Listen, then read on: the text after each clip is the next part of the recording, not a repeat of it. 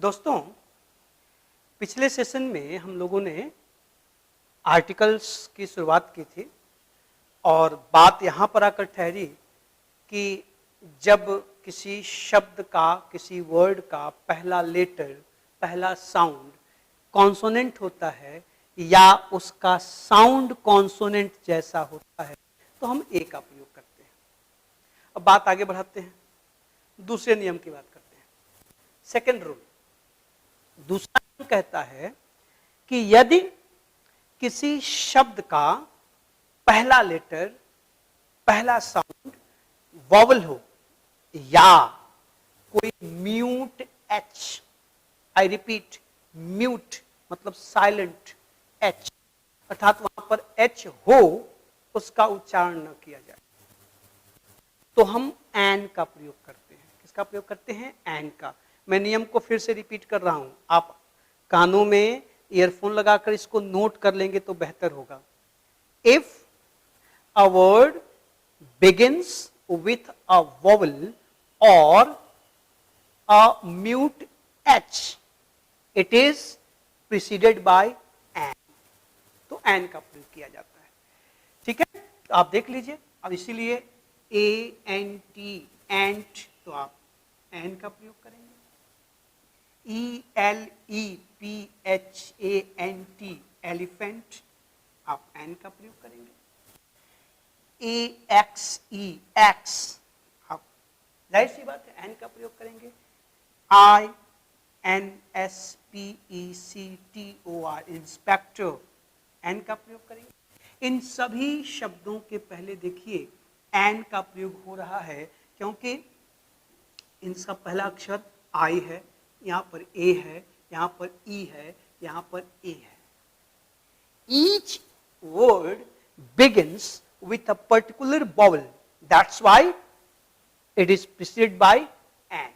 वैसे आपको एक मजेदार बात बताऊं, ये जो ए के प्रयोग की शुरुआत, किसी भी चीज की शुरुआत होती है सुविधा के लिए, तो सच ये है कि ए के बजाय एन का प्रयोग सुविधा के लिए, उच्चारण में सुविधा के लिए किया गया था शुरुआत में, प्रारंभ में, क्योंकि लोगों ने ये देखा कि जो वॉवल वाले वर्ड्स हैं उनको ए के साथ बोलने में परेशानी होती है। अब ए एंट, ए एप्पल, देखिए मुंह बार बार टेढ़ा हो रहा है, इससे वक्त लगता, परेशानी होती थी। तो शुरू में बोलने की सुविधा के लिए आप वहां पर एन का प्रयोग करना प्रारंभ किया गया।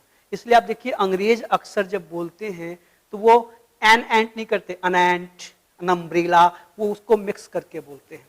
अब ये अलग बात है कि धीरे धीरे जो चीज बोलने के लिए शुरू हुई थी वो रूढ़ हो गई, ट्रेडिशन बन गई और बोलने के साथ साथ लिखने में भी उसका प्रयोग किया जाने लगा। इसलिए आपको भी अब बोलना और लिखना दोनों चाहिए। तो सिंपल सी बात, अगर शब्द का पहला वॉवल होगा तो हम पहले एन का प्रयोग करेंगे। यहां पर समस्या नहीं है, समस्या इसके दूसरे हिस्से में है जहां मैंने कहा कि म्यूट एच के साथ एन आता है।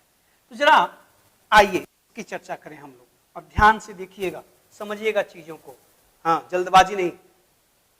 उसके पहले आप एक बात देखिए, आप आज इसको पढ़ने के बाद एक काम करिएगा, जाकर डिक्शनरी खोलिएगा। आप जब डिक्शनरी को खोलेंगे और एच वाले कॉलम में चले जाइएगा तो आप एक चीज देखिएगा, वहां जब भी कोई वर्ड, इंग्लिश में कोई वर्ड एच से प्रारंभ होता है उसके ठीक बाद कोई ना कोई वॉवल जरूर आता है, पक्का आता है। और अगर वॉवल नहीं आया है डेफिनेटली वहां पे वाई आएगा। I repeat, H is generally followed by a vowel and if there is no vowel definitely by Y. Hyperbole, hygiene, hydrogen, hydra, समझ रहे हैं? ठीक है, तो देखिए जरा एक चीज तय हो गई कि एच होगा तो उसके बाद वॉवेल आएगा। अब आप देखो, मैं आपके सामने कुछ शब्द लिख रहा हूं अलग अलग समूहों में। जैसे मैं लिखूं होम, फिर देखिए हाउस, हॉर्स, hen, hat। और फिर मैं आपके सामने लिखता हूं honest person,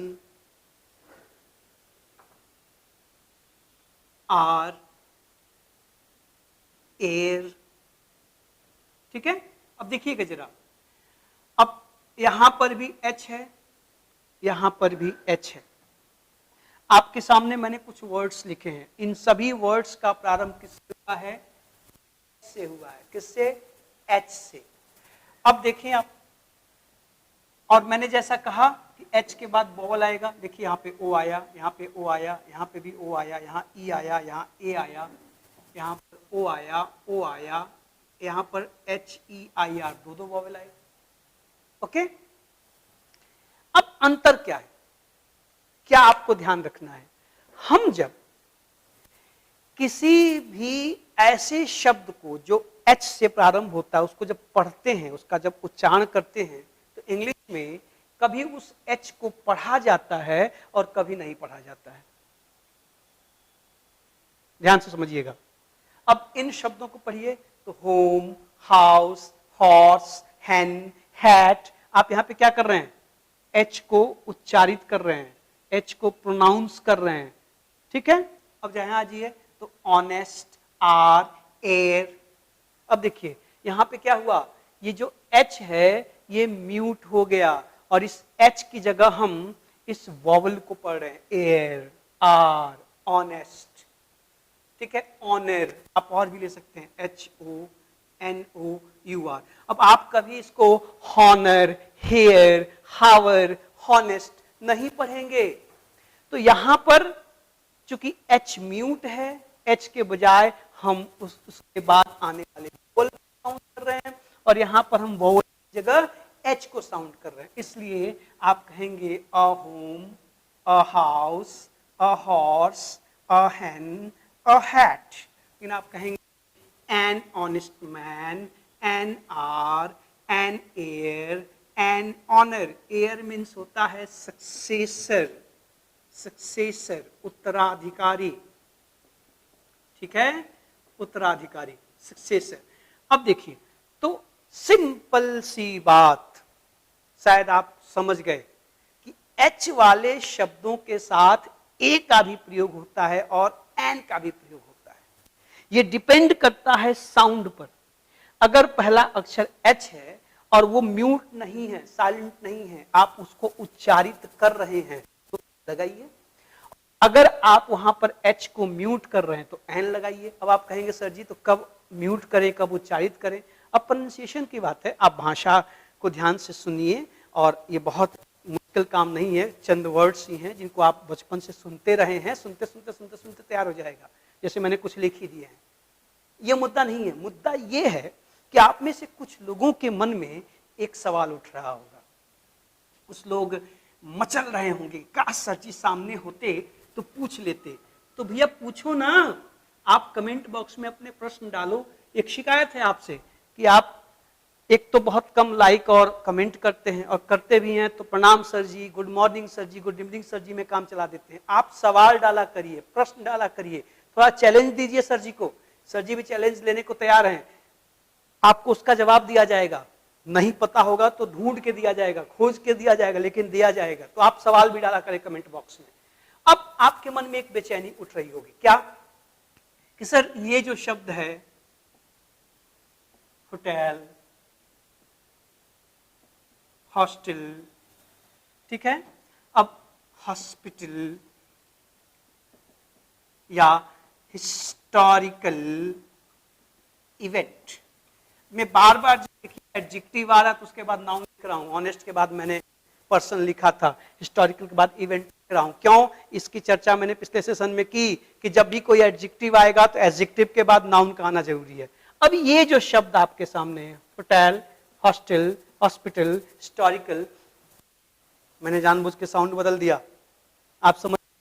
एक्चुअली शुरुआत हुई थी कि साउंड इंपॉर्टेंट है, शुरू में इसकी चर्चा हुई। अब ये साउंड, इंग्लिश भाषा बड़ी ही चलायमान है, इसमें प्रोनाउंसिएशन बदलते रहते हैं। बाबा दादा के जमाने में लोग डाइवोर्स देते थे, अब डिवोर्स देते हैं। बहुत पहले डायरेक्टर हुआ करते थे, उसके बाद डायरेक्टर हुए, अब डायरेक्टर हो गए हैं। तो अंग्रेजी भाषा के इधर पढ़ते हैं, कुछ लोग आइधर पढ़ते हैं, कुछ लोग विटामिन पढ़ते हैं, कुछ लोग वाइटामिन पढ़ते हैं, आप समझ रहे हैं।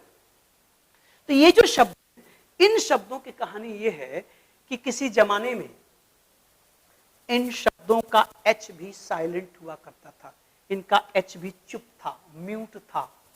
जब किसी जमाने में इनको पढ़ा जाता था, इनको पढ़ते थे हॉस्टल, इसको पढ़ा जाता था हॉस्पिटल, ठीक है, हॉस्पिटल। इसको हैंडराइटिंग में बता चुका हूं कि जब तक ये ठीक नहीं होगा ऐसे ही लिखूंगा। इसको पढ़ते थे हिस्टोरिकल, ठीक। एक और शब्द है बहुत चर्चा में रहता है, HUMBLE, किसी जमाने में पढ़ते थे अम्बल, एक टाइम हुआ करता था, इनको ऐसे पढ़ा जाता था। आप अगर रॉबर्ट सदी साहब की उस फेमस कविता को पढ़ें, द स्कॉलर्स, तो उसमें एक लाइन आती है जहां वो लिखते हैं कि एन अम्बल माइंड। देखिए वहां पे एन शब्द का प्रयोग हुआ है, क्योंकि सदी साहब के जमाने में इसको हम्बल नहीं अम्बल पढ़ा जाता था, इसलिए वहां पे एन आया है। तो अब चूंकि कविता उस जमाने की है तो आज भी वैसे ही लिखी गई है, क्योंकि कवि की बात को तो हम बदल नहीं सकते, लेकिन हम आज जब उस शब्द का प्रयोग करें तो अम्बल की जगह हम्बल पढ़ें, और जब हम्बल हो गया तो जाहिर सी बात साउंड बदला तो आर्टिकल भी बदलेगा महाराज, इसमें कोई सोचने की बात है क्या। तो ये शेक्सपियर काका के जमाने में यहाँ पे एन लगता था, एन लगता था, एन लगता था, सब में एन लगता था। यहां भी आप नाउन जोड़ लीजिए क्योंकि ये भी एडजेक्टिव है, हम्बल मैन, ठीक है। तो an humble man, an historical event, an hospital, an hostel, an hotel, ये पुरानी बात हो गई। यहां से बहुत ज्यादा पानी बह चुका है, टेम्स में भी और गंगा में भी, समझिए बात को। इसलिए जो एच चुप था, इसने संघर्ष को प्रकट कर लिया। आज के जमाने में साहब इसको पढ़ते हैं hotel, hostel, hospital, historical, humble, इसलिए इनके साथ एन का प्रयोग करना गलत है। आपके जमाने में, आप 21वीं सदी में हैं, अब इनका एच म्यूट नहीं है। पुरानी पुस्तक में आप एन पाएं, उस एन को देख के जंप मत कर दिएगा कि हम्बल के पहले ए लगाना गलत है, नंबर खो देंगे आप, नुकसान हो जाएगा, समझिएगा बात को। बल्कि एक ग्रामेरियन है, वो तो अपनी एक पुस्तक में यहां तक लिखते हैं कि if somebody says an humble mind or an humble man, shake him, इसको थोड़ा सा फिर कट कर देना। तो एक ग्रामेरियन हुए हैं जिन्होंने कहा कि अगर कोई आदमी एन अम्बल मैन या अम्बल माइंड कहता है, एन होटल कहता है, तो उसको आप खूब तेजी से हिलाइए और पूछिए कि भैया तुम किस सदी में जीते हो, in what century he is living, ये समझिए, यहां तक वो कहते हैं। और फॉलर साहब भी कहते हैं कि अब इनके साथ एन का प्रयोग करना न तो लीगल है और न ही उसकी जरूरत है, ठीक। तो सीधी सी बात है कि हमारे आपके जमाने में इन शब्दों को लिखते समय एन का प्रयोग नहीं होगा, ए का प्रयोग होगा। इसलिए आप आंख मूंद के इनके साथ ए का प्रयोग करिए। कहीं भी अगर आपको इनके पहले एन मिले तो समझिए कि आज के हिसाब से वो गड़बड़ है, वो पुरानी अंग्रेजी है। आप कहेंगे अ होटल, अब ये करेक्ट है। आप कहेंगे अ हॉस्टल, आप कहेंगे अ हॉस्पिटल, कोई संकोच और शंका नहीं होनी चाहिए। आप कहेंगे अ हम्बल मैन, आप कहेंगे अ हिस्टोरिकल इवेंट, कोई कंफ्यूजन नहीं साहब, ठीक। तो एच वाले शब्दों के साथ अब ये सब करेक्ट हैं आज के हिसाब से, यहां अब एन का प्रयोग नहीं होता।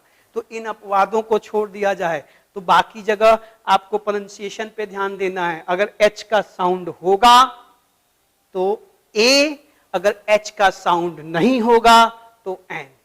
Is that clear? अच्छा, अब इसमें एक तीसरी बात भी जोड़नी है। इसके अलावा आपको क्या ध्यान रखना है कि कुछ जो 21 कॉन्सोनेंट्स हैं उसमें, चूंकि मैंने पहले ही कहा था, आपसे चर्चा हो चुकी है कि साउंड है, ये सिंबल हैं, इन सिंबल्स को हम साउंड के द्वारा जानते हैं। तो आप जरा याद करिए, बचपन में भले हम लोग उसको, अब देखो जैसे आपके सामने है F, H, L, M, N, R, S, X. अब जा इनको देखिए तो, अब ये जो, अब दूसरी बात है, गांव में हम लोग भी पढ़े, आपको जब बुआ चाचा चाची पढ़ाते हैं तो कहते हैं यफ, यच, यल, यम, यन, यस। तो अगर ये यस है तब तो ठीक है, यहाँ पे तो फिर तो ए लगेगा, ठीक ना। इन लेटर्स या साउंड्स को देखिए, ये सब के सब हैं क्या? कॉन्सोनेंट्स हैं, बिल्कुल सही बात है। लेकिन जरा आइए इनका प्रोनाउंसिएशन किया जाए, इनका उच्चारण किया जाए। तुम क्या पढ़ेंगे? एफ, एच, आप क्या पढ़ते हैं? F, H, L, M, N, R, S, X. या देखिए तो इनका साउंड, जब आप इनको उच्चारित कर रहे हैं, जब आप इनको प्रोनाउंस कर रहे हैं, तो इनके प्रोनाउंसिएशन में पहला साउंड क्या रहा है? ए, ए, ए, ए, ए, अ, ए। अर्थात फिर वही बात आ गई साउंड वाली कि ये हैं तो कॉन्सोनेंट्स, लेकिन इनका साउंड वॉवेल्स जैसा होता है, इनका साउंड वॉवेल्स जैसा होता है। अब आप बात को समझिएगा।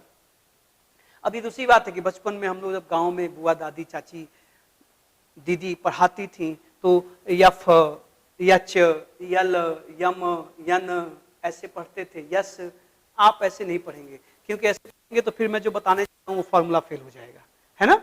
अब देखिए जरा, अब इन साउंड्स का, इन लेटर्स का, इन अक्षरों का प्रयोग जब आप किसी एब्रिविएशन में करते हैं, संक्षिप्त शब्दावली में करते हैं, एब्रिविएशन संक्षिप्त शब्दावली में करते हैं, तब इनके पहले एन का प्रयोग किया जाता है, क्योंकि इनका साउंड वॉवल जैसा है, यद्यपि ये हैं कॉन्सोनेंट्स। देखें जरा, अब आप कहेंगे an, M A, an, S D O, an, M P, an, M L A, an, x-ray. देखिए जरा, आप कहेंगे एन, आर टी ओ, कहीं आप ए का प्रयोग नहीं करेंगे साहब, कहीं भी ए का प्रयोग नहीं करेंगे, इन सब में एन आएगा, एन आएगा, एन आएगा। ये आपको ध्यान रखना है, क्योंकि पहला लेटर जो है उसको आप पढ़े हैं M A, S D O A sound आ रहा है, एक्सरे ए साउंड आ रहा है। लेकिन ध्यान क्या रखना है, जब साउंड का ही मामला है साहब, तो जब इनको आप एलेबोरेट करेंगे, इनको फुल फॉर्म में लिखेंगे एब्रिविएट के बजाय, तो फिर एब्रिविएशन का हटेगा तो ए का प्रयोग होगा। आप अगर इसको फुल फॉर्म लिखेंगे हो जाएगा अ मास्टर ऑफ आर्ट्स, ये ध्यान रखना है। आप लिखेंगे अ मेंबर ऑफ पार्लियामेंट, आप कहेंगे मेंबर ऑफ लेजिस्लेटिव असेंबली। ऐसे ही आप इनको एलेबोरेट, इनको फुल फॉर्म में लिखेंगे, पूरा लिखेंगे, तो जो एम है इसका साउंड म हो जाएगा, ये जो एस है इसका साउंड स हो जाएगा, ये जो आर है इसका साउंड र हो जाएगा, इसलिए ये एन है वो ए में बदल जाएगा। इसको आपको सावधान रहना है। तो इन दो सेशंस में हम लोगों ने आर्टिकल्स के व्हाट टू यूज की समस्या को समझा, कहां पर ए आएगा और कहां पे एन आएगा। अब अगले सेशंस में हम लोग बाकी स्टेप्स, मतलब how to use, when to use, where to use की चर्चा करेंगे, और इस तरह से पूरे आर्टिकल की समस्या आपके सामने आएगी। बस रिक्वेस्ट ये है कि आप इसको जैसे कक्षा में बैठ उसी अंदाज में पढ़िए। अब उसमें ये मतलब वीडियो यहीं अधूरा है, ये यहाँ पूरा, ऐसा कुछ नहीं। जहाँ पे समाप्त होता है अगली बार उसके आगे ही शुरू होगा, ये प्रॉमिस है कि हफ्ते में कम से कम 3 वीडियो आपको जरूर मिलेगी। इंतजार किया करिए, इस लॉकडाउन में जितना हो पाए सहयोग की आवश्यकता है। Thank you.